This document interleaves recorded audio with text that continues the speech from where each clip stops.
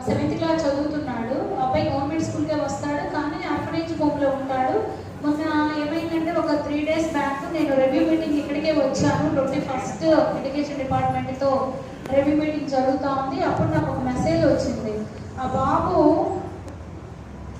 ఒంటి మీద వేడి పాలు పడిపోయినాయి అన్నమాట. చిరాల్లోనే ట్రీట్మెంట్ తీసుకున్నాడు. అంటే దానికి అసలు రికగ్నైజేషనే లేదు. ఆ హోమ్ తర్వాత నేను ఎంక్వైరీ చేశాను. నాకు ఎంఈఓ గారు రిపోర్ట్ పంపించాడు. అక్కడ ఉంటూ గవర్నమెంట్ స్కూల్లో చదువుతున్నాడు, కానీ ఒంటి మీద పాలు పడిపోయి బాగా ఒళ్ళంతా కాలిపోయింది అనమాట. అంటే అసలు అనాథరైజ్డ్ సిసిఎస్ నడపడము అంటే మనము చూస్తూ కామ్గా ఉంటున్నాము,